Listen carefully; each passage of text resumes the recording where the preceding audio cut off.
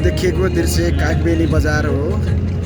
हामी अहिले यो कागबेनीमा छौँ। कागबेनीबाट हामी अब उपर मुस्ताङतिर लाग्दैछौँ। हामी भर्खर मात्र मुक्तिनाथबाट झरेर त्यहाँ चोक रहेछ, त्यो चोकबाट हामी बायाँतिर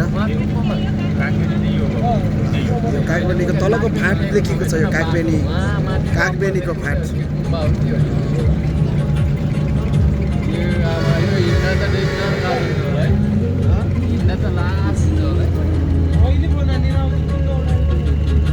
तल देखिएको दृश्य कागबेनीको, यो कागबेनीको दृश्य हो।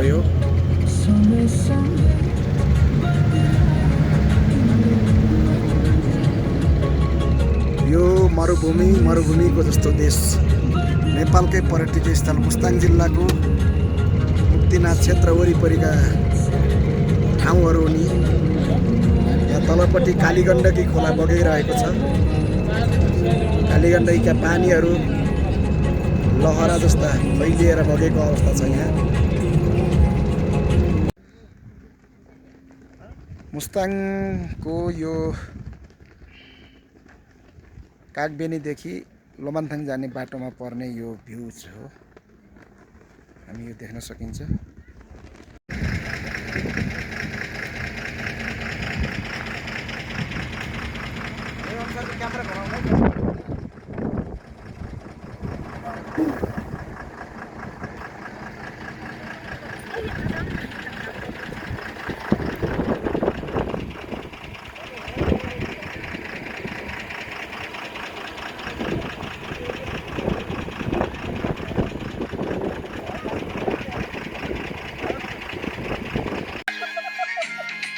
ल ताप्नु दिदी आछि यो कोपिला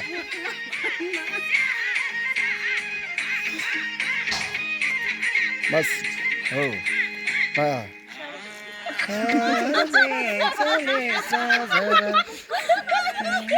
यस्तो राम्रो आछ है। कोपिला जाऊ न आछि। यस्तो के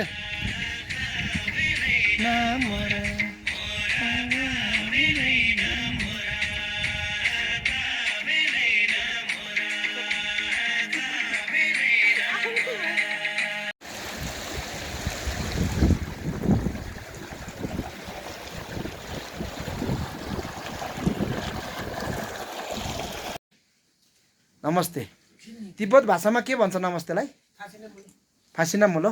टाँसीटेले भन्छ। टाँसीटेले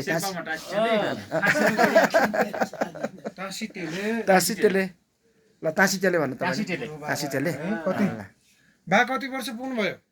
73 भत्ता खानुहुन्छ? भत्ता खाछ है? 2 साल खाइसक्यो। हजुर। हजुरको नाम? भुटेको नाम श्रीफेन्द्र अनि नेपालको नाम भुटे कृष्ण। दुखै छ है भन्न पनि। दाइको हजुरको नाम के अरे? कर्मा है। दिदी ल यता हेर्नु, हजुरको पसल हो यो? ए ल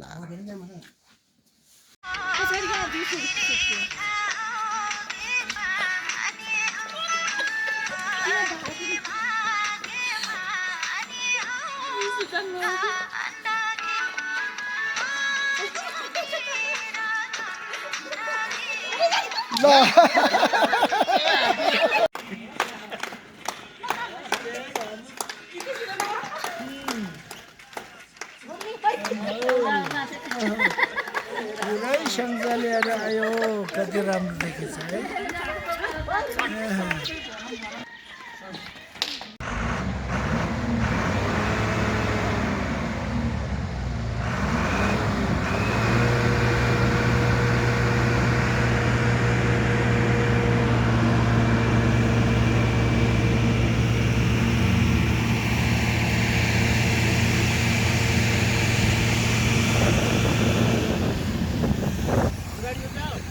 ओहो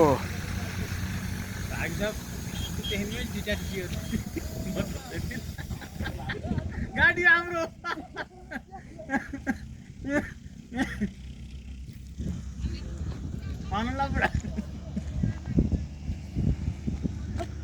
त्यही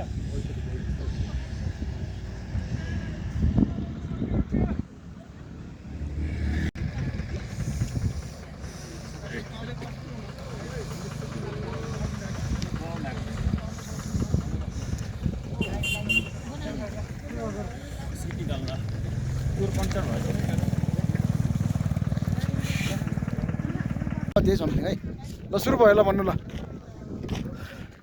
हेलो हेलो नमस्कार अहिले हामी नेपाल र चीनको बोर्डर यो कोराला नाकामा छौँ झन्डै 4600 हाइटमा रहेको कोराला नाकामा आज हामी अवलोकनको लागि आइरहेका छौँ यहाँको मौसम एकदमै चिसो छ हामी युवा गाउँपालिकाका कर्मचारी जनप्रतिनिधि साथीहरू यहाँ अवलोकनको लागि आएका छौँ रमाइलो छ चिसो छ यो ठाउँ नारायण सर अरू थप तपाईँ के भन्नुहुन्छ ठिकै छ ल नमस्ते सम्पूर्णमा आज हामी यो मुस्ताङ जिल्ला र चाइनाको बर्डर कोराला नाकामा आइपुगेका छौँ यो कोराला नाकामा यति बेला 4600 मिटरको उचाइमा यो कोराला नाका रहेको छ हामी यता पारिपट्टि देख्न सक्छौँ यो चाइनाको बिल्डिङहरू हो यो चाइनाको बिल्डिङभन्दा अगाडि नै लगभग 15-20 मिटर अगाडि नै एउटा हाम्रो यहाँ स्तम्भ चाहिँ छ त्यहाँ नेपाल भनेर देखिएको चाहिँ छ त्यो स्तम्भबाट यता चाहिँ नेपालको सिमाना भन्ने सङ्केत चाहिँ हो यहाँ हामी देख्न सक्छौँ यति बेला कुहिरो पनि लागेको छ यो चारैतिर चिसो एकदमै छ सायद यहाँ 0 भन्दा अझै माइनस चाहिँ होला जस्तो लाग्छ यो जाडोमा एकदमै कठाङ दिएको छ यति बेला हाम्रो हाकिम सर ल आउनुहोस् यता यता यो सेल्फीमा छ नमस्ते नमस्ते नमस्ते ल भन्नु केही छ तपाईँको अहिले करिब बिहानको 7 बजे लागिसक्यो होइन 7:30 हुन लागिसक्यो 7:30 लागिसक्यो करिब 8:30 लाग्छ हामी सम्पूर्ण जनप्रतिनिधि कर्मचारी साथीहरू कोराला नाकामा आइएको छ यसले एउटा नेपालीको एउटा पहिचान पनि दिन्छ किनभने तपाईँको चाहिँ यति टाढाबाट यो चाइना सरकारले राम्रो किसिमबाट आफ्नो संरक्षण गरिराखेको छ हामी नेपालीले घुमेर यहाँ हाम्रो पहिचानको उपस्थिति जनाएका छौँ विशेष धन्यवाद नारायण हस् धन्यवाद छ हाम्रो बिरुवा गाउँपालिकाका प्रशासकीय अधिकृत परशुराम उपाध्याय हुनुहुन्छ र यसै क्रममा मैले हाम्रो भाइ एकदमै जोसिलो युवा श्रीकुमार ल वाग्ले सर पनि हुनुहुन्छ ल यार हामी कोराला नाकामा छौँ एकदमै ल हाम्रो खेम भाइ पनि एकदमै कोरालामा नाकामा अहिलेसम्म आइपुग्नु भएको सम्पूर्ण दाजुभाइ दिदीबहिनीहरूलाई अथवा दर्शकहरूलाई हाम्रो नेपाली दाजुभाइहरूलाई हामी यो ठाउँबाट प्रत्यक्ष रूपमा जानकारी गराउन चाहन्छौँ ल मैले त ल यति बेला हाम्रो बिरुवाकै ग्याङ छ कि के हो यहाँ फोटो सेसन चलिरहेको चलिरहेछ होइन ल एकदमै यो जाडो चिसो चाहिँ छ यतापट्टि यो कोराला नाकाभन्दा पारिपट्टि चिनिया सरकार चाइनाले बनाएको यो बिल्डिङहरू हो र यतापट्टि चाहिँ यो नेपालको भूभागमा यहाँ थोरै यो तपाईँ देख्न सक्नुहुन्छ यहाँनिर एउटा टेन्टहरू राखेर चाहिँ बसेको अवस्था चाहिँ छ यता पछाडिपट्टि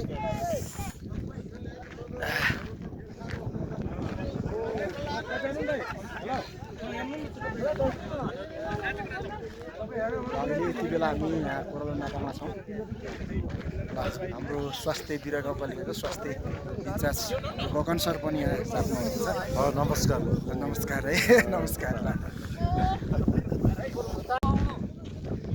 अब हामी यो नेपालको भूमिपट्टि यतापट्टि यो टेन्टहरूमा बसेको घरहरू देखिन्छ यहाँ अगाडिपट्टि चाहिँ यो नेपालको भूमि हो यहाँ एकदमै समथर फाँट छ यता पारिपट्टि यो चाहिँ चाइनाको भूमि हो त्यहाँ चाहिँ बिल्डिङहरू बनिएको देखिएको चाहिँ छ ल तपाईँ ल ल ल हजुर हजुर ल ठिक छ नि होइन एकदम जाडो छ जाडो एकदमै हस्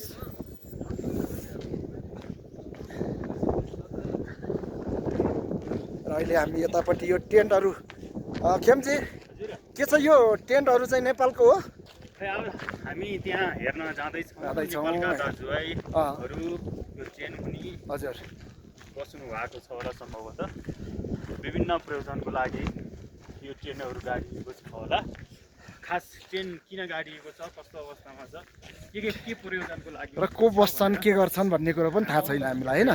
अब हामी गएर यहाँ बुझ्छौँ होइन। हो बुझ्छु नारायण सर।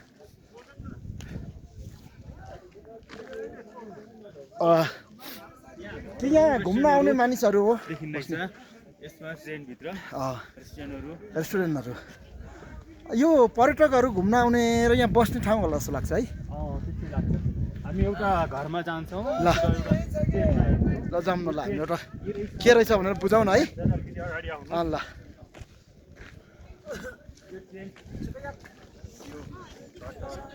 यहाँ नेपाली दिदीबहिनीहरूले दाजुभाइहरूले पसल गर्नुभएको छ। हजुर। अनि यहाँ के छ, चिया पसल हो? हजुर। ए एकजना सरलाई चिनी जस्तो लाग्यो। हाम्रो यहाँ एकजना नेपाली पनि आउनु भएको छ? नेपाली र हुनुहुन्छ? ए के पाइन्छ त यहाँ?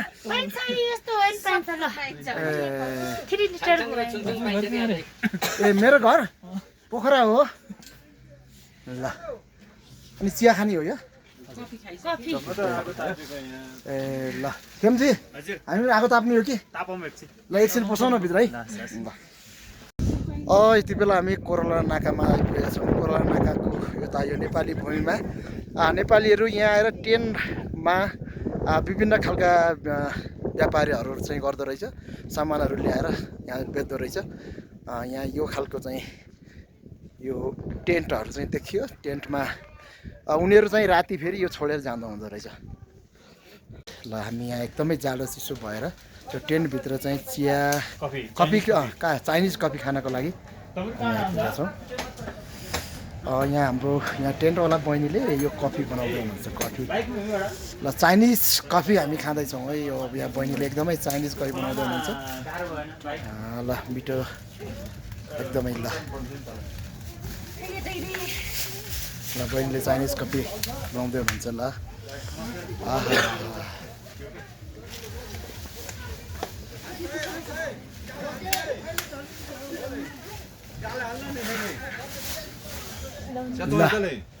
ल केमजी ल चाइनिज कफी आयो है। ल हेरौँ त। ल जानु यो थाहा छैन अब खाने हो। अब खाएपछि बल्ल सोध्ने होला। सोधे होइन हामीले। हजुर कस्तो छ? मिठै छ। मिठो छ? गुलियो गुलियो छ? मिठो छ होइन? ल यो हेर्नु है। हामी अहिले यति बेला कोरोला नाकामा छौँ। कोरोला नाकामा यो चाइनिज इमिग्रेसन रहेछ। चाइना इमिग्रेसन लेखेको गेट छ यहाँ। हाम्रो यतापट्टि हाम्रो मुस्ताङ कोरोला लोमान्थाङका स्थानीय बासिन्दाहरू अहिले यो नाकाबाट उनीहरू चाइनातर्फ जानको लागि लाइन लागिराख्नु भएको छ। उहाँहरूसँग यो प्रवेशको लागि चाहिँ पासपोर्ट भिसा हान्नु पर्दो रहेछ।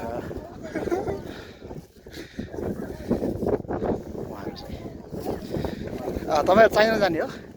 चाइना जाने हो? ए कहाँसम्म पुग्नुहुन्छ त? बजार जाने हो? ए यो सामानहरू त बेच्ने यो बेच्न लाने हो यो सामान? हजुर। उहाँहरू चाइना जानको लागि उहाँ सामान बोकेर रेडी हुनुभएको छ। ल हेर्नु है यो अवस्था हुनुहुन्छ। यो गेट खुलेको छैन। गेट एउटा यो इमिग्रेसनबाट गेट खुल्ने रहेछ। हामी उता भित्रपट्टि हेर्न सक्छौँ।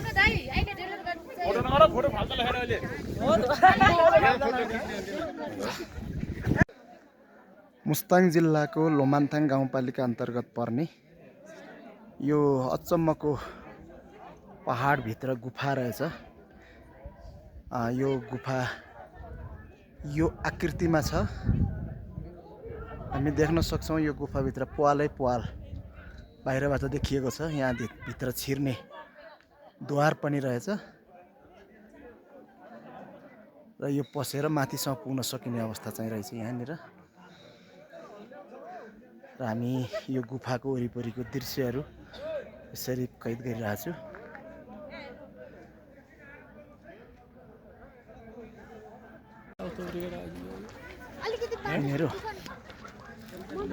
हजुर हामी अहिले चौथो तलामा पुग्दैछौँ।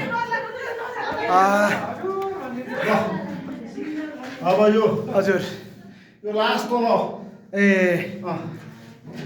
यहाँबाट माथि छैन होइन यहाँबाट माथि छैन हजुर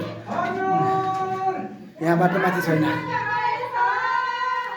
हेलो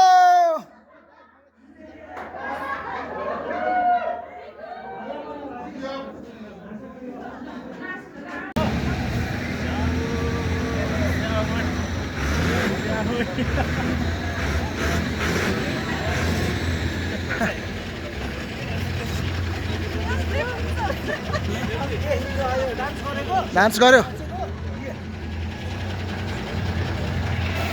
हाम्रो टोली कोरोला नाका पुगेर लुमानथाङमा खाना खाइसकेपछि हामी लगभग 11 बजे त्यहाँबाट हिँडेको 3 घन्टाको लामो यात्रापछि बाटोमा टायर पङ्चर भयो गाडी यति बेला हिँडेको छ गाडीको टायर फेर्ने काम हुन गइरहेको छ र सबै हाम्रो साथीहरू यति बेला भित्र हुनुहुन्छ सबैजना यहाँ हाम्रो महिला दिदीबहिनीहरू पनि हुनुहुन्छ सबैजना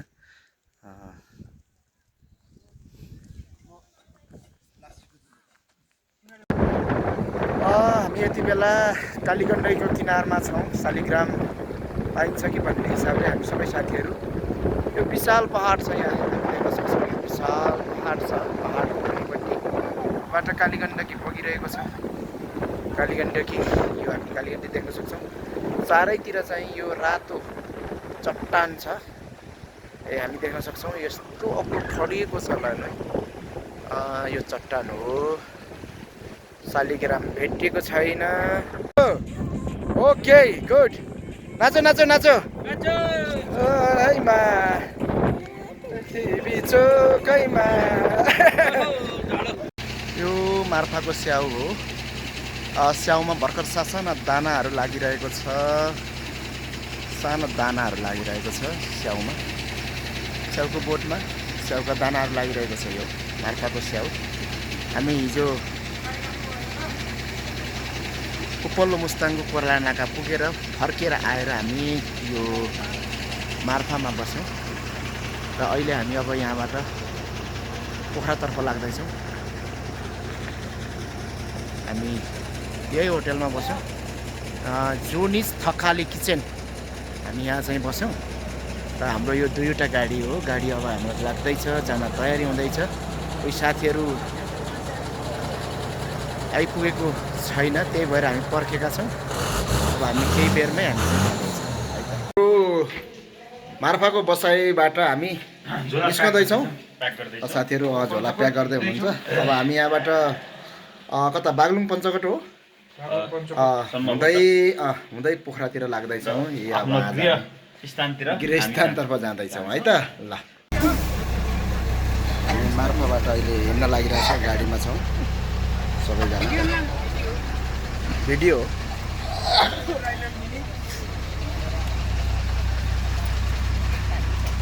सबैजना रेडी छौँ हामी यति बेला हजुर हामी अब मार्फामा बास बसेर अब पोखरातर्फ जाँदैछौँ होइन सबैको भिडियो आउँछ है भगवती म्याडम यता हेर्नु न यसो